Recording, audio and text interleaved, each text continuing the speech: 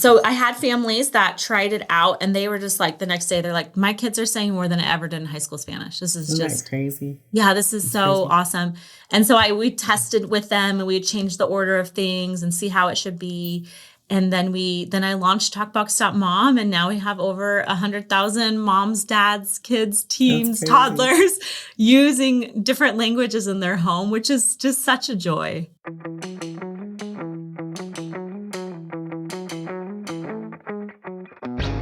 From the Florida Parent Educators Association, home of the largest homeschool convention in America, this is the Not by the Book podcast. I'm your host, FPEA Chairman Suzanne Nunn, and together we will hear from guests who share their journey to who and where they are today.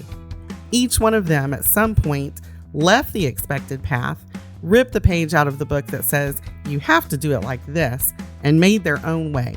I hope these conversations inspire you as much as they do me. Today I have the chance to sit and chat with Adelaide Olguin of TalkBox Mom. We explore how she came to appreciate foreign language and cultures and all of the adventures she had getting to the place where she could help other families immerse their home in learning foreign languages. More than simply learning the language, Adelaide and her family have used the languages as they have traveled the world, learning and exploring other countries and cultures together. You will be hard-pressed to leave this conversation and not be excited to start packing your bags for an adventure of your own. Listen with me now. I had a very fun time because I had monkey bars in my backyard and I loved to play on Everybody those, right? wanted that. Everybody wanted those. Yeah, so that was really fun. But I had a harder time in school, as in I did really well even as a little girl, but I was always scared to get something wrong. So that was Yeah. always hard for me. And that was, definitely something I had to unlearn later and not transfer to my kids. But my voice would get really quiet. So if a teacher called on me, I'd kind of whisper the answer first, like test the waters. And then finally use my voice. My mom still is like, why didn't we just homeschool you? Right. So that was nice. But I grew up in an area with a lot of kids who had moved to the United States from South Korea. And so I'd say half of my class were kids from Korea. And when we would play games on the playground, we'd play Chinese jump rope, and I could get all the way up to armpits, which if you've ever played Chinese jump rope, that's very impressive. And I'd see their parents and they'd say to their parents, "안녕하세요, 엄마," right? So I was like, I guess that's what I say to their mom, which is like, "Hi, mom." So I'd say that we never played rock, paper, scissors growing up. We played 가위바위보, which is rock, scissors, paper in Korean. And I didn't even realize that until later in life when I was out of the home and I told someone I'd 가위바위보 them for something. They're like, "You'll what me?" I'm like, "가위바위보. Everybody knows 가위바위보." So that's really interesting though. Where did you grow up? I grew up north of Los Angeles in a little town called La Crescenta. So I'm originally from LA, but I'm nice anyway. Okay, Suzanne? Well, I can account for that. Yes. So that's interesting though. So you grew up with a lot of people from another part of the world that probably was really intriguing too in a lot of ways to learn about their cultures and everything. Yeah. And they had Korean Saturday school. And I was like, I want to go to Korean Saturday school. I want to speak Korean. And my Korean friends are like, well, it's for Koreans who speak Korean already. And I was like, oh, man. So you didn't get that. I didn't get that. I had gotten one of those books that was like your first 100 words in Korean. And so I thought, oh, that'd be really fun. So I learned that the word door in Korean was moon, and I had a Korean friend and her last name was Moon. And so I was so excited that I knew what her name meant. And so I went and I told her, I was like, that's so cool. Your last name is Door. And she's like, how do you know that? And I was like, oh, I got this book. She's like, don't tell anyone. Door is not very cool. Sailor Moon was like really cool then. So I was Moon like, is okay, cool, yeah. I got you. And then I was like, oh, all of your Korean friends are keeping this secret. I'm like, okay, all right, I'm in on the group. That's fantastic. So was that through like your just younger years, like elementary years, or were you there all through school? I was there all through school, and our elementary schools, there were several elementary schools, and they dumped into a middle school. So when we dumped into Hmm. the middle school, we also had a lot of students from Armenia. Wow. And a lot of the women who worked at the school were from Armenia. So we would go to get our snacks and they would say like, inch, what do you want? And I was like, why do they always want to measure stuff? Like, I don't get it. And so I had to ask my Armenian friends, like, what are they saying? They're like, inch means what? I'm like, oh, I'm like, that makes way more sense. So, so that was always funny. So whenever I run into someone from Armenia, I'm like, Barev, I could say hi, those things. That was fun. And Armenians have the best rotisserie chicken, in my opinion. So, that was always really fun. And then when our middle schools jumped into the high school was like 4,000 students, just, Wow. absolutely Crazy. lost in the swarm. But we would have a lot of also Spanish speaking students. And Hmm. yeah. And so it was very interesting. There's a lot of languages going on. And I did that traditional high school route, took the Spanish classes to be able to conjugate verbs and know vocab words really well, but not know actually how to say anything, but still have Right. an A. So I Exactly. couldn't talk with them at that stage in my life. And that stage of my life, I was really only speaking English. Yeah. But it's so interesting because I think it's obvious that those interactions were interesting and exposed you to like other cultures, other languages, and just the little bit of interest, in learning about your friends and their backgrounds and what things meant in the area where you were living and functioning. And, sometimes we don't notice that. I can imagine I had a lot of people in the school that worked in the school and didn't speak my language and didn't talk with us a whole lot. But I don't really ever think I walked around thinking, what are they saying? It didn't really strike my mind enough. You know what I'm saying? To If think about someone's that or yelling go inch deeper. at you, it might It might be different. it might be different as a kid to be like, I think because as a child, like I said, like I didn't want to get things wrong. Like I wanted to know Yes. the, so I'm like, what is happening? I don't know this. I probably should know this. I will say I had another thing that happened when we finished 8th grade. And my dad, he wanted to go on a trip to England. And he's the Mm, kind of vacationer who would have like the binder with everything in it that we yeah. would be doing. And so he prepped for this for a while. And when we left, it was so cute. His sisters, my aunts, came with their husbands and kids, and they had little signs that said like Cheerio and things like that. And one of them, she said to me, she's like, I hope you guys are really grateful, which you're like, oh gosh, it's my aunt, right? Like laying Yep. it on. And so she's like, most people only do this once in their life at all. And then me being like this 8th grader, going into 9th grade, I'm like, most people just do this once in their life. I'm like, I'm not thinking in my head, I'm not most people. And I like get into the transport van. I'm like, I'm not going to be most people. Like, what does she mean? I'm just going to go once. Like, and I had never even been out of the country, but I'm That's like, so I just didn't like, that did not sit with me. no And then when we limitations. flew into London, there was something going on with the airport that the pilot couldn't land the plane. And so he's like, we're going to have to circle. And we were already quite low because we were going to land. So it was like helicopter view going Mhm. around London. I could see the Thames. I could see the Tower Bridge. I could see Big Ben, right? Oh, Parliament, cool. all of the Yeah. things. And then it was so beautiful. And it was things that I had just only seen in the movies or had Mm. read about in a book. And I'm just seeing all of that. And the pilot's like, we can't land again, so we're going to circle again. And I was like, is this for real? And I just felt like my heart was going to explode. It was just so beautiful. I couldn't believe like this civilization that was just there, sitting there. That's And we incredible. circled for a 3rd time. And it was just so amazing. You could see the little cars in the streets. Mm. And it was just so cute and so amazing. And then we got on the hop on, hop off bus. My dad loves the hop on, hop off bus. He's like, just get all the kids in there, put your headphones on, right? Like he loves it. So we get on that. And I had just finished world history, which at my school, world history was really more like British history or the world history through England, right? So I had really seen and heard a lot of things about England. And as we were on the tour, they would say things. I'm like, oh, I just learned that in school and I could see it. And I was like, wait, this makes way more sense because I'm looking at it. I could see the distance between things and really what it meant and what was happening. And just seeing when we went to the torture chamber and like seeing how scary that was, I was like, yeah, I wouldn't have done anything bad in this place. Like I would have been scared. And I could I was like, I understand like why my ancestors left and just different things. And just thinking about like, wow, they left all of this to go to somewhere that hadn't been settled as much, right? Like I was just like, this is unbelievable.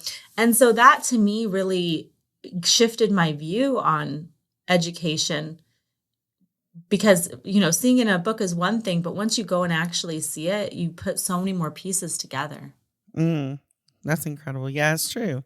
And I think, we know that now from our point, this perspective and having kids and wanting to raise our kids to have experiences and learn through experiences. But I don't know, I'm thinking in my mind that probably at that point, you were not in the headspace already of this is where I'm going to be when I grow up. No, well, I was in the headspace of my aunt is probably going to be wrong, but I don't know how. I love her so much. Yes. So, well, let's talk a little bit about other things that you were interested in as a kid, like elementary, middle school. Did you have hobbies that were really exciting or interesting or kept you busy? Like, what was your playtime, free time like? Playtime would definitely be, I can't remember, those little people? And they had... The little people? I think that's what they're called, right? The little people. The little people. I had the little people. With the bus and the school. Yes. I had two older brothers. Okay. So they were like how you would imagine older brothers would be, just like so much energy. They're like, oh, maybe we could use our sister in this game, right? But it's like a game that's way too rough. And I was just this small little thing. And so my mom set together kind of like, she tried to make it nice. But when I showed my husband when I was older, he's like, you played here. It was under the house in the storage area. So it was like carpeted, but there was definitely like nails above my head. So you didn't want to stand up. So I'd go in there and I'd play with my little people. I love that so much. And then also, like I mentioned, I like just being outside, playing outside. I think when I got home and I don't even remember having homework, but I would just go outside and play for hours and hours. And I loved it so much. We had a lot of fun doing that. My parents, they would sign me up for sports. Yeah. Suzanne, I was so bad at it. Oh my gosh. I would be on the softball team, and I hated softball. I tried that. I wanted to be good at it. I even had a friend who went on to play, she played softball, she played soccer. She wanted to go play professionally, right? So I just, and she was on my team, right? And that's like what I was like, I can do this. I just couldn't throw that ball. I didn't find out till later that I actually had like a bunch of scar tissue on my shoulder. So that's why I couldn't throw the ball, but I could not throw the ball. I was trying to hit the ball. They're like, look at the ball. I'm like, I'm too scared of it. My brothers had thrown too many balls at me, right? Like just, I was so bad, but I would always show up and I would try really hard. And I guess it was a good experience for me. I never got better at it. So that was something that I tried out. I mean, I tried out dance as a little girl and I'm not coordinated. So it was a little harder. As an adult, I'm definitely working on my coordination still, but that was rough for me. Sports didn't really click. In high school, I ended up, I was playing volleyball and I liked that, but then I got cut from the team, Suzanne. So sad. It just was like, I wasn't good enough. And I don't know what it was. I'm whatever. And then my brothers played water polo. And so my mom's like, we need to get you on the water polo team. And remember, this is a school of 4,000 kids. So like, if you weren't playing club, whatever, you were getting cut. So it wasn't like my husband's school. Oh my gosh. If you were just interested in tennis, you could be on the tennis team. That was That was not our school. They were like, I've had private lessons for 10 years. You're like, oh gosh. Right. So it wasn't like a fun of playing sports. And then I wasn't good to begin with. So, but I was on the water polo team. And I wasn't very fast. I also wore contacts. And I couldn't wear them in the game, so I really couldn't see. So that was also a bust. And then I tried dive, and I really liked the dive team. Okay, the dive. It was team. very fun. Our school didn't have dive, and so we'd go to the Rose Bowl. Where they do like the Rose Parade at the beginning of the year. Yeah. So we dive at the Rose Bowl, and I did my coaches were native Russian speakers. They're like they did the Olympics and stuff. And so they would always yell at us, reach higher. But it was so fun because I could do the dive and then go sit in the hot tub. Oh, no. That was great. That was I was like, I found my sport. And I wasn't the best at it. But then when I went to go visit my aunt in another state, I was doing some of my dives and someone came up, like an older guy, and he was like, did you just move here? Are you going to join our dive team? And I was like, no. He's like, oh, you would be the best. And I was like, oh, I got to leave this place. Need to lower my competition. So those were some things I did. But it was a lot of Chinese jump rope. It was a lot of just having a good time with my mom. My mom liked to make everything fun. So, for example, when it was Halloween and we would do hand out the candy, she would put us in an assembly line and we'd pack little Halloween bags with the ring and the candy. Yeah. She liked that. She liked to make everything fun. Even one time there was a big windstorm. It knocked over a fence. And so she got an old pair of pants and shoes and stuffed them to make it look like, someone fell under it, which she thought was funny. But the fire department later told us not funny. Not funny. Not funny, that one. And then, one thing that really did click is because of where we were in Los Angeles, there's a ski resort that's only about an hour away. And so it's nice. It's an area where you can go skiing in the day and then go to the beach in the evening and watch the sunset. Oh, wow. Right? Isn't that, it's just fun. Nice. So we went up, we'd go skiing and then I started snowboarding, and that was something that I actually got really good at. And I really enjoyed that. And it was fun because when I hit high school and there was like guys from my town who were going snowboarding, they would see me on the jumps. They would see me on the ramp. They would see me on all the things, doing tricks, doing whatever, doing the double diamonds. And they were just like, whoa, you're so good. And they were trying to be good at it. And I was like, I am good at something. You found it right here. Oh, wow. That's great. But that's a lot of interesting things, to dip your toes in along the way, right? Yeah. It was that or reading or... That's about it. Yeah. I would say I had kind of like a quiet childhood. Like I could read a book and then maybe I'd get dragged to some kind of softball game, whatever. And then I could go outside and play. I had a lot of just time to have not peace. Overscheduled. Yeah. It was really nice. Yeah. So by the time you got like through high school, and you were getting close to that transformative senior year, what were you thinking you were going to be doing? Like as your next steps? Yeah, I was definitely going to be a political analyst on the news. Oh, wow. That's amazing. I love it. I love it. So I went to a high school. The high school I was at, it was about, I think after a year into it, after I'd been cut from volleyball, all those things, I did end up so how that came about is I ended up trying out to be the person who does like the morning news channel at school. Yeah. Yep. And I got it, Suzanne.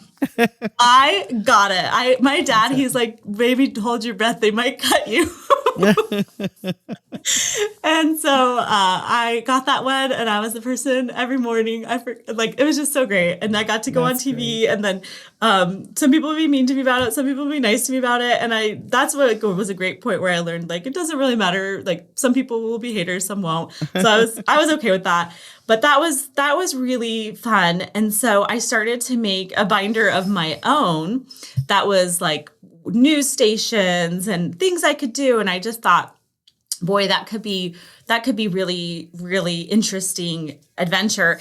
And then when I started I think it was my junior year in high school, I had just this really big feeling that I needed to change schools. And that was weird for me. I had never gotten like a feeling to take my own direction in something. I had just kind of gone along with whatever was popping up and happening. And I really felt like I needed to switch schools. And so I ended up switching to a charter school. But at that time, charter schools weren't like a thing that people would switch to. I actually had to drop out of high school to switch to the charter school. That was the like way to get into it. But I just felt like I really needed to do that. So I switched to that school. And I learned it was closer to homeschool, but I learned they would give you one class at a time. You'd study, take the tests for it, finish the class. And so I really learned how to study on my own, how to set goals for myself. That was really amazing. I ended up finishing 2 years of high school in about 9 months because I was just going through it. And then I didn't know. I was having so much fun taking the classes. And then my counselor, he was like, hey, what size are you for your cap and your gown? And I'm like, JT, I'm a junior. And he's like, you're a junior who's now graduating. So I need your size. And I was like, oh my goodness. So I like went home and told my mom like, hey, I'm graduating from high school. She's like, oh, you should apply to colleges. Like you should do something. So that's where I had like this time to kind of figure out like how I would like to be a political analyst on the news. So that's how that came about. That's really interesting. So where did you start to pursue that? Like, did you go to college there in California? No, I ended up going to a different university, but I had the same thing when I was going into communications and setting that schedule. I had that same really big feeling that it was off. Really? And I couldn't believe it because I had spent so many years prepping for that. And it just felt so off. And I mean, in the last couple of years, I feel like we could all understand this. But the exact feeling that was to me is like, you will get there and you won't be able to say what you want to say. You'll have to say what they want you to say. Okay. And I was like, oh, okay. And it was just like, I could just see it that this was not the right path. And so I felt really confused then because that's like everything I had laid out. And so I wasn't sure what to do. Was there panic? Maybe. I probably should have studied business. So I ended up getting my bachelor's degree in philosophy, which is super helpful. Interesting. Isn't that funny? But what was interesting then is that after that, I met my husband. We got married. We moved to Germany. Okay. So that was me being like, hey, my aunt is wrong. I'm going back to Europe. Not once lifetime. So he had studied international business and he wanted to go somewhere international. And so I wanted to go to Germany. I had done a study abroad to Germany, not for anything serious, Suzanne. This is like the most unserious beginning, right? I had a friend who wanted to go on a study abroad because she wanted to meet hot guys. And I was all for it, 100% on board. But none of the study abroads would take us. We didn't meet requirements, only the German one. So we went to Germany and I was taking the classes, doing the things, and German got really hard. And I was like, my whole GPA is on the line. I have a 4.0 and I'm going to crash it with all this German to meet hot guys, which was not happening. We were not meeting hot guys. So actually she bailed. She didn't get on the plane. She didn't show up. Okay. I just made it. So I'm like, oh my goodness. So then I was like, I would really need a really big reason to speak German. And I had this feeling like, well, your family's from Germany. It's important that you learn this. And I'm like, my family's not from Germany. That's wild. My family's from England. And then that same day, my grandpa, he called me and he's like, did you know that your great grandma, she came over from Switzerland and she speaks German? And I was like, really? And then my grandma on the other side called. She's like, did you know your Himmler family, they're all from Germany. They came over in the 1850s. Oh, great. No idea. And I was like, okay. So it gave me the motivation to keep going. So when my husband and I were deciding where he should apply for jobs, I was like, it'd be really fun to go to Germany with you. So he ended up getting a job there. And then I ended up getting a job in marketing with a purse company. And I crushed it. It was fantastic. I went from just starting in marketing to directing it to working with all the countries around Germany, setting up the retailers to sell the purses. I had such a good time with that and I really crushed it. And I will say because of my degree in philosophy, It was because in business meetings, they would have ideas. And I was like, well, that idea, that's a complete fallacy, what they're basing everything on. Right. So I was like, hey, well, what if we thought about it like this? And so I had been in this degree where we would like challenge whatever it was, not just be a yes person. Right. So I was a very like, think about it person, like think about this. And so that started turning heads because I would say those things. And it was hard for me when the business owners would make decisions that weren't great. I was a little too invested, right? I was like, this hurts me that you're making this decision. And so that was really incredible. I got to work side by side with a woman who had started this multi-million-dollar company in the United States and was making the sister company in Europe as they were setting all of that up. So that was a really cool experience. And that's why I said I probably should have studied business. But had I studied business, I wouldn't have been able to think the way I think about problems. Right. Yeah. So that's really interesting. How long did you live in Germany? We lived in Germany for almost 3 years. We ended up having our first son in Germany. So I had to give birth in German. It was really nice. Yeah.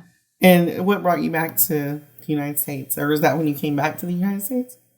Yeah. So a year after our son was born, what brought us back was like unfortunate decisions being made. The woman that I had worked with had left the company, and I had been promised things at the company. And then because I was having a baby, they pulled all those things away, which was very unfair. And Europe is more sexist. They just are. Like it just, if I would go to a meeting with someone, I would have to hire an older gentleman just to sit there so that they would listen to me. Like it's just how it is. Even recently, I went to Italy with my brother, and there was all these little magnets on the door frame, and one of them, like they had because it's feminine, masculine, so they had the teacher, and it was masculine or feminine, or the chef, and they had the boss. And so I asked them, where is the girl boss one? And my brother's like, that guy looked at you like that was the dumbest question he's ever heard in his whole life, And I was like, oh my gosh. And so we've come very far in the United States. I'm actually quite proud of us here. Right. That we can do these things. So that had happened. They pulled those things away because I was having a baby. And that was just wild to me because I was like so committed. And so somebody from the German government actually came to me and they're like, hey, you haven't applied for your parent time. And I told them, well, I'm not German, right? They're like, no, your visa qualifies you. They're like, your work didn't tell you? No, of course my work didn't tell me, right? They're like, you can stay home and you'll get paid still. Oh, no. And I was like, what? So I was like, well, I'm not going back for the year. So we finished out that year. And then the terms for coming back weren't great. And so that's when we ended up leaving. Okay. And so you came back. I guess now the question is, where did TalkBox Mom start to come in, and where did the learning of all the different languages start to come together for you and make you think about, this is what I'm going to do? Well, like I told you, I was trying so hard to learn German on the study abroad. When I worked in Germany, when I would take a work call, I would be so anxious in my head. Am I going to know what to say? Am I going to understand the words? And I was always building things out in my mind, how to say it. There was just so much anxiety around it. And when I had my first son there, I thought, okay, he's going to learn English. There's just no way he's not going to learn English. I would really like to pass German to him. And so I thought, I'll speak to him in German as he's a baby. It'll be wonderful. So I have this wonderful baby. I'm so grateful to have a baby. And I put him on the changing table, and he was like, he would have so many blowouts, right? So he had this terrible blowout. And I'm looking at him and I'm like, oh my word, how do you say poop went up your back in German? I have no idea. And then I can't reach the wipes. And I'm like, oh, I need my husband, because I can't move the baby. There's all this. I was like, I need my husband to grab the wipes. This is too much for me because it's a brand new baby. And so I'm like, how do I say, hand me the wipes? I have no idea. I'm like, hand me. How do I not know these basic things? There's all these things around the home. I could write a paper in German and do things in German, but why couldn't I speak in the home in German? And so I would ask my German friends how to say things. I had the feeling that I was kind of driving them nuts to a certain point. But I just couldn't do it. And it was so frustrating to me. So after that year, when we left back to the United States, I just felt like a language learning failure. I couldn't pass it on to my kids or my child at the time. Like it just wasn't going to happen. And so that was so hard on me. And then I kept trying other ways. And then we ended up having our second child a little under 3 years later. Mm-hmm. And we had this opportunity where we could work remotely. And this was back in 2014, I want to say, or 2012. I'm like, when was this child born? Somewhere around there. So it was before people were really working remotely. Yeah. And so that was interesting because people did not understand what we were going to do. And we decided we had a flight that we could take that was like an extension flight. So it's kind of weird. We booked flights to Hawaii. So that was like I was like, I want points flights to Hawaii because I'm having a baby. But on the way back, the return ticket, my husband was like, hey, it wasn't very much more money to add another leg, like a layover in Dallas. That's where we were at the time, a layover in Dallas, and it would fly down to Brazil. We have a year to use the ticket. Okay. So as that ticket was coming to the end, we suddenly, probably like the week before, I was like, let's just use the ticket. So we put everything in storage and we're like, let's go to Brazil. And my husband, he could speak Portuguese. He speaks Spanish. Well, his parents speak Spanish. His Spanish sounds a little like Portuguese at the time, but he also spoke Portuguese. He did an internship in Brazil, had worked down there, done service down there. So I was like, let's go to Brazil. So we went to Brazil and I had a 1-year-old and a 3-year-old. And I had hired a babysitter before to make flashcards because I'm like, I'm a mom. I don't have time to make flashcards. Make me some flashcards. I had this college textbook for Portuguese. So we get to Brazil. We have this really beautiful view of the beach from the apartment we're in. And I tell this 3-year-old, like, hey, we're going to go to the beach, but first we're going to conjugate a verb. And he was like, we didn't come to Brazil to sit in a room. And I'm like, okay, you are not wrong. And I'm like, well, how did you say all of that in English and you never like did subject verb agreement, right? Like you never had flashcards and you just said all of that. And I was like, wow, like this is really not going to work with kids trying to learn this way. Why don't I just do this how you learned your first language? And so that's when we started learning how to say things in Portuguese and adding it to our lives. I hired a nanny and I was like, you're not going to watch my kids. You're going to watch me and just help me out. And so that was really nice. And in Brazil, it's definitely possible. The joke is like the house cleaner has a house cleaner. That's how like possible it is to hire help. Yeah. And so it was nice to have that help. And so she would help us say things. And then I had a friend in Brazil who was like, hey, if you wrote it down, you go a lot faster. And something that I had done with philosophy and also studying German is I had taken a lot of linguist classes and really had that emphasis as well. How we learn languages, how we acquire them. So I was like, how could I put this together for families in a really doable way? Well, it's actually for my family in a really doable way that pushes fluency. And so it was just wild. Like within a couple of weeks, we were already speaking Portuguese. We had gone to a church our very first week there. And a woman had come up to me and was saying things to me. And my husband was trying to explain to her, like, she doesn't speak Portuguese, right? Like, cause I just didn't know what's going on. 2 weeks later, we're there and I have to take my child out of the service because he's being loud. And I had asked him, like, do you need to go to the bathroom in Portuguese, right? Should we just wash your hands so you feel better, right? I was saying all these things in Portuguese. That same woman walks up to me really angry and she's like, you said you don't speak Portuguese, right? I'm like, no, não falo português. Like, I don't speak Portuguese. And she just puts her hands out in front of my mouth and like stares at me. And I'm like, oh my word, it fell out of my mouth. And I'm like, how? Wow. And that was my first encounter with fluency. Fluency is the ability for the language to easily and accurately come out. And when I was in Germany, it was in my head. I was having to put things together.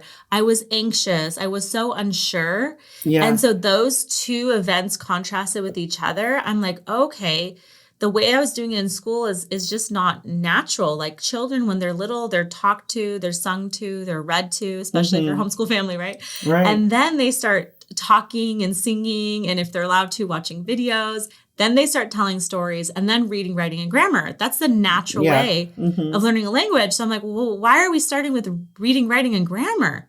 And it doesn't build fluency, it builds anxiety. And so I just went deeper into that, and we would go to another country and I would rework how we were learning it until I had all of these series built out that built on each other so that we could really start using the language very quickly. And other families started asking me, like, how are you doing this so quickly? How are your kids just able to speak a language? And so I told my husband, I think any family could speak a language. I think any parent can do that, because it's just, how often do you tell your kids to put on their shoes? Yeah. Right? Just so many times. And so you can just change that and say, ponte los zapatos, right? Learn how to say put on your shoes in Spanish. Now you're saying it so much. And when you're saying that, you're using a command with a reflexive verb, and you're getting all the grammar in there, just like a native speaker hears. I think that is the hardest thing for us who've studied in school. We're like, but the grammar, but it's like, how many people do you speak to in English that don't know formal grammar and speak just fine? Yeah. Right? So you don't need to start there. So I had families that tried it out, and they were just like, the next day, they're like, my kids are saying more than I ever did in high school Spanish. This is just crazy. Yeah, this is so awesome. And so we tested with them, and we would change the order of things and see how it should be. And then I launched TalkBox.mom, and now we have over 100,000 moms, dads, kids, teens, toddlers using different languages in their home, which is just such a joy. That's fantastic. I mean, it's a really interesting thought. I think the fact, I don't know what you were doing that you were able to travel as much. So your husband's work, I'm guessing, took you to different countries, or did you all just make the decision? We had to pave the way. It was definitely not something that was given to us. That actually sounds so nice. I wish this company's like, we'll move you. No, so it was actually like, will he get fired? So he was working. He was also doing marketing, and he was working for an accounting firm in Los Angeles.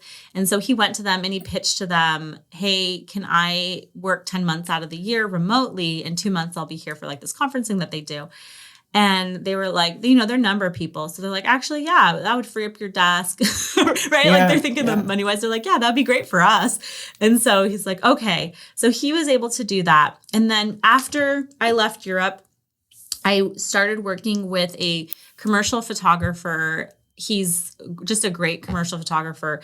So he shoots celebrities and big ads, and he wanted me to do the marketing on his new YouTube channel. And so that was really fun. So when we were in Los Angeles, I was doing that, and it was great with a baby. So it was YouTube. Like we had to have a video done once a week. So it was flexible to work from home and do things. And sometimes I would take him to the shoots, or sometimes not. And I didn't have to go to all the shoots. So that was great. So for him, I did have to pitch to him, can I work remotely?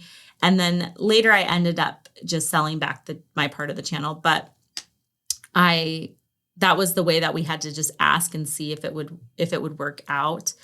And so that's how we made it happen. But it was risky, and I was like, well, what's the worst could happen? We get fired and we need new jobs, right? So, and I was like, we have to live with one of our parents. So I'm like, we can do this. We can do it.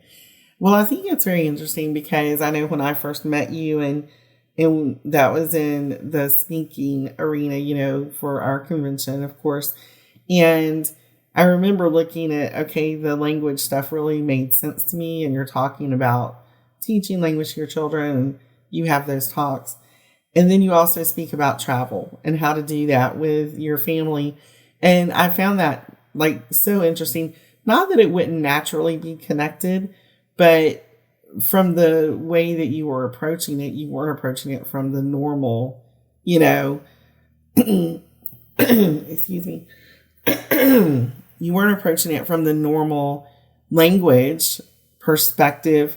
So I'm thinking you're not approaching the travel from the way we normally think about travel perspective either. So share with me a little bit about how you came to your place of viewing how you take your family and travel, and how you have all those experiences, because most people would be like your aunt, who was like, you're only going to get to do this one time, right? It's a once in a lifetime kind of opportunity. So how do you go from that 8th grader saying, what are you talking about? This is not going to be my once in a lifetime, to actually making that happen in a real way, for people? I think there's two big things that would hold most moms back. The one of them would be like, am I going to be miserable on this trip? Yeah. Yeah. Yeah. I'll just go right to it. And I think the second one would be money. So I'll start with the first one, being miserable on the trip. When I had my first son in Germany, it's so funny. The doctor's like, tell everybody that your due date's a month later so nobody causes you stress asking if the baby's here yet. I was like, oh, permission to lie. Okay. Right. Just really interesting thing. And they're like, yeah, you don't want like a ton of visitors. They had done studies with postpartum depression, and tribes in Africa didn't have those. And why is that? Because they're bringing the food. So they had all these things they were talking to us about. And so my parents ended up coming when my son was like 2 weeks old. And that was fine. It's just how it worked out. And so when my dad got there, he probably held our son for, I don't even know, 30 seconds. It was his first grandchild, and it was his grandson. And he held him, and he was like looking around the room, and he was like, I'm going to be right back. And I'm like, okay. And I was like, does he need like a soda? Like, what's going on here? He came back, Suzanne, with a big passenger van. And he's like, I'm in Europe for 2 weeks. Let's go on a road trip. And I'm like, I don't think that. I just had a baby. And so my husband had heard all the things the doctor had said. So I look over at my husband, and he's excitedly putting suitcases in the van. Like, he had been packing while my dad was gone. They had come up with this whole plan. I'm like, what are you doing? He's like, your dad's getting the hotels. Let's go. Like, this is going to be really fun. None of us are working. Let's have a good time. And I'm like, this is crazy. I like barely even know how to nurse the baby. I don't know how to do these things. I'm not sleeping. And so my husband's like, well, you can stay at home or you can come with the baby and us. And I'm like, what? So I jump in the van, and I was like, listen, you have to pull over for me to nurse. Got it? Like, that was like my condition. So we go up to Amsterdam. We went to so many places. This baby in the first 6 weeks of his life went to 6 different countries on this road trip. Amazing. And so I feel like I was like shoved off the high dive in a really vicious way.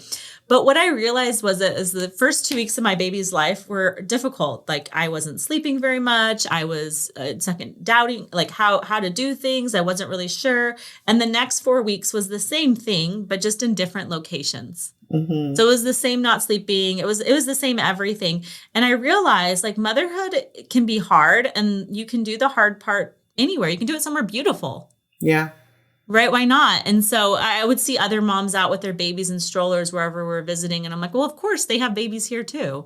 Mm-hmm. So I was like, it's just the same thing. And so has it pushed my parenting skills because I have to parent very publicly? Yes. Like, I've had to work really hard on my parenting skills, which makes like for all the compliments. We were out with my sister-in-law, and my kids were near her, and she came over, and she was like, for the first time in my life, I got this compliment that my kids were so well behaved, right? And I was like, your kids aren't here. It was my kids. And she was like, so what I told them was, thank you. She like took credit for the kids being so well behaved, right? Like awesome. the homeschool kids. So like that's definitely pushed us. So that would be the miserable one. The other one is the money. Mm-hmm. Traveling can seem so expensive because you have the flights, you have all the thing, you have to buy the hotel or the Airbnb. So the price can add up really, really quickly. By the time my oldest son turned 3 years old, he had flown with us over 100 times, and 95% of our flights were free. That's just the fees. Crazy. Yeah. Yes. And my husband, he just really liked this. At first I thought, oh no, does he have some kind of gambling problem? Like, what is going on? Because he was so like, he's like, hey, I got into this point stuff. I was like, what do you mean you got into point stuff? Like, what is happening? So he showed me, but he had really figured out how to, because a lot of people that you think you're going to get points by how much money you are spending on a card, but it's really those sign up bonuses and using your regular budget. And so he figured out how to take our regular budget, what we were already spending, which at that time without inflation, it was like $3,300 a month is like what we were spending. Mm-hmm. And we were able to get different cards, hit the sign up bonuses, pay them off, never carry a balance on them, and be able to get hundreds of thousands of points, even some years up to 1 million points, just on our regular budget. Yeah. And so that was really incredible. And that's something I definitely talk about in my workshops, because I want families, especially homeschool families, we can be so flexible on the dates of when we can go, that we can get the best deals. And so our family now, we spend about 3 to 5 months of the year out of the country. We practiced our Chinese, our Japanese, and our Korean, just the first box in our program, and then went to those countries on a trip. And it was all on points. The tickets were on points. The hotels were on points. We did end up getting an Airbnb, but there's a way you can book Airbnb. So it actually gives you points with British Airways. Crazy. So we did that. And we did that in Tokyo because we had my dad's sister's roommate from college's daughter lived in Tokyo. They're from Japan. And so she came to the house to teach us how to make Japanese food because I have a son that loves cooking. And so we had to have an Airbnb to have the kitchen to be able to do that. And he got to learn how to make different Japanese dishes. They took us to the grocery store and showed us like what they buy. Yeah. And so once the money is out of the way, that you're not spending extra money on flights or on hotels, then you get to use all of that money in your regular budget for fun that you would spend, because you're spending the same food budget you would already spend. So it's not like extra money is coming out. And so on our trips, we really try to, we make our trips very educational, where it's based on the kids' interests and our interests. Everyone will come up with things that they want to do on a trip. They'll do their research. They'll get their books from the library. They'll watch YouTube videos, and they'll come up with their list. We'll prioritize it. And it takes us probably together, it takes us about like 90 minutes just to book everything for a trip. We try to get that done real quick. That's crazy. Gotten that down. And then it's fun because then we get to see it happen in real life. And so we've got to have so many fun adventures. This past year, we got to go skiing in Korea and in Japan, and that's cheaper than skiing in the United States, right? So very fun. Yeah. We got to go see the DMZ, the demilitarized zone in between North Korea and South Korea. And so that's just something really historical my kids have learned about. And we got to go in the tunnels that the North Koreans had dug out. Like, wow. That's crazy. So there's just so many things we got to see in Taiwan, to be able to see how really close we are to China, right? Like just so interesting, and hear from the people in Taiwan and their thoughts and what they're worried about. And then we also went to Spain, and we went to, this is fun, we went to London, and I hadn't been to London since I was a little girl, right? In middle school. So we took the kids to London, and it was so fun to see Big Ben again. And I was like, I knew I'd be back. I knew it. And my kids, they had so much fun because, of course, they've seen Peter Pan fly around Big Ben. They know it. Yeah. So we did the things that they wanted to do, and we were on this one walking tour. It's like a self-walking tour, and we had to walk all the way to Buckingham Palace down this path. And my 15-year-old is like, who chose this? This is so much walking. And we're like, you chose this. And he was like, who was I 4 weeks ago? Right? Thinking about it. But it makes the kids not whiny about the trip at all, because they're helping make the decisions and prioritize. They're also seeing the budget. They know we don't have unlimited money. They see this is how much money we have for activities on the trip. And so they're able to talk to each other and prioritize and figure out how they want to spend it. And I think that's so great for kids, because sometimes as parents, we're like, I want to give my child everything. And in doing that, we don't teach our kids budgeting. Yeah, that's true. And it makes a lot of sense to be able to understand how to take your child to another country and experience all of these things and have the opportunities to go to the other country, because you are mindful about how you're choosing to spend money and how you're getting there and how you're doing it. I think it just opens the door for more opportunity, and when you're clear on how to do it. I'm curious with your kids. Now, how old are all of your children? So my oldest is 15, and then I have a 12-year-old and I have a 7-year-old. And how many languages do they know? So the ones we use the most are Spanish, German, and English. Those are the ones we use the most. But when we went to Italy, for example, we practiced our Italian, and we got to use our Italian there. And I told my kids, they know. If you can order it in the language, I will buy it for you. So immediately, my son, he was 6 when we were there, the youngest one, he walked into a gelato shop. Like, we're like, whoa, where are you going? And he looks at the guy and he's like, posso avere chocolate per favore? Right? And the guy's like, cono. And he's like, cono. And we're like, oh no, not the cone for that kid. That's the word. He needs a cup. Right? And so it's very fun for them to go out there and use the language. And so I would say we're in more an earlier stage of languages like Chinese, Korean, Japanese, French, and Italian. And Mm-hmm. then I have my oldest child who's 15.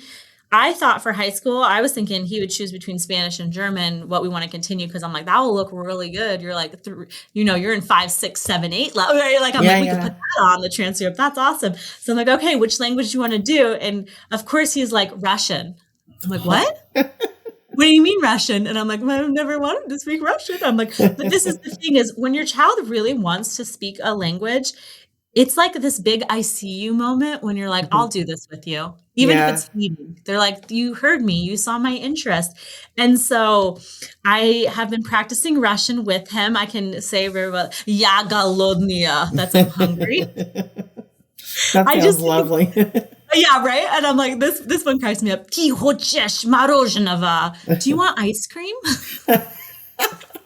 So That's great. it's fun when you start like practicing and using a new language because you start realizing like I didn't know that in this program that I'm in that there was a lot of people that are from Russia or Ukrainian and that speak Russian. I had no idea, and because I was doing that, and then I was with a friend and we were in Greece, and she tells these ladies like we're from Russia, and she's like, oh, my friend speaks Russian. I'm like, whoa, I just started, and they're like, let's hear it, right?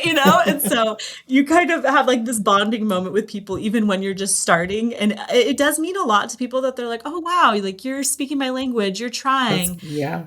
especially when you're like a native, when you're primarily from somewhere that's like English speaking, right? It Oh, means yeah. a lot from people. And so yeah, that's our focus, but our main focus is like making sure we finish with Spanish and German, and now we have to get this high school Russian in. That's amazing. I love it. I love talking to you about these adventures because I love adventures. But, I wish I had learned languages in that fashion because it was even, I remember getting to high school and having to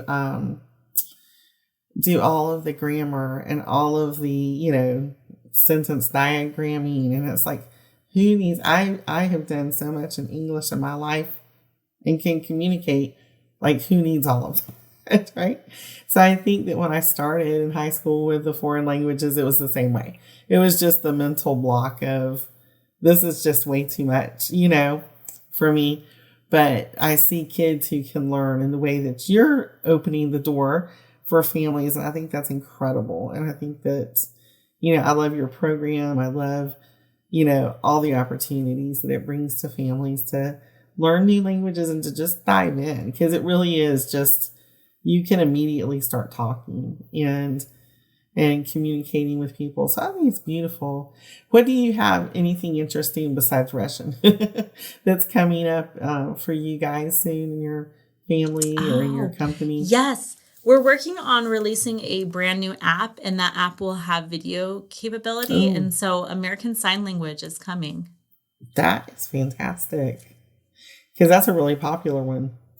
Yes, and it's been so great to talk to the families and meet with them we have families where the parents are deaf and the children are the children of deaf parents, Right. right? Right. And so it's just been so interesting to hear their family dynamic and how it works and to really get that look inside their home, which is how all of our language programs are, is that you're really seeing inside how families really communicate with each other. And so Mm-hmm. this is just a really fun special project that's close to my heart. So I'm really excited for that to come out. That's fantastic. So I'm going to ask you before we wrap up here, what is your go-to word of encouragement for families that you're talking with or, just friends who are interested in pursuing their passions and pursuing the kind of things that you're doing in your life? What do you say to them? So when I was initially thinking about this, I was thinking of a Corrie ten Boom quotation where she said, If the devil can't make you bad, he'll make you busy. Right? That's Yeah. what I was thinking of. But after sharing this like messy story of how everything came about, how I felt like I should go into one direction and then I didn't. And then it made sense. Things started clicking and I was in the place where I needed to go. You said it could be a Bible verse, right? Oh, absolutely. Okay, I just want to make sure that was okay. So the one that definitely just like popped into my mind is from Proverbs 3. Trust in the Lord with all thy heart and lean not unto thine own understanding. And in all things acknowledge him and he will direct thy paths. Right? And I just definitely feel that we can do what we think we need to do. And then if we listen and it doesn't make sense, the change we need to make, but we listen and we do that all of these things come together. I don't think anything you try is ever wasted. I see so much in what I worked on helps me with what I'm doing now. So for example, with the YouTube channel, doing the marketing there, doing all of that, I learned how to be on camera and I'm like, oh, that's so great for being able to talk to people, talk about some mom. Like everything I have worked on has just all come together. Nothing was wasted. The paths are definitely directed when I'm just like, I'm trying my best. Just help me to know what I should do. Even the degree in philosophy. Even the degree in philosophy. That's incredible. Well, I thank you so much for coming and talking with me today and sharing your story and how you got to be where you are and enjoying life like you do. And I think it's going to be so encouraging for other people to hear. Thank you so much. Yeah, thanks for having me. I love the homeschoolers in Florida so much. You all are paving, if I can take a second to say, you guys are paving the way. All the other states are looking at you. So keep going. It is helping the entire country. I'm just so proud of Florida and the homeschool families there. Keep going. Thank you so much. Thanks for listening to the Not by the Book podcast from the Florida Parent Educators Association. To learn more about homeschooling in Florida or to find resources to help you on this amazing journey, visit our website at FPEA.com. If you have any suggestions for future guests, contact me, Suzanne, at notbythebook@fpea.com. Thanks again for listening and be inspired to live your life not by the book.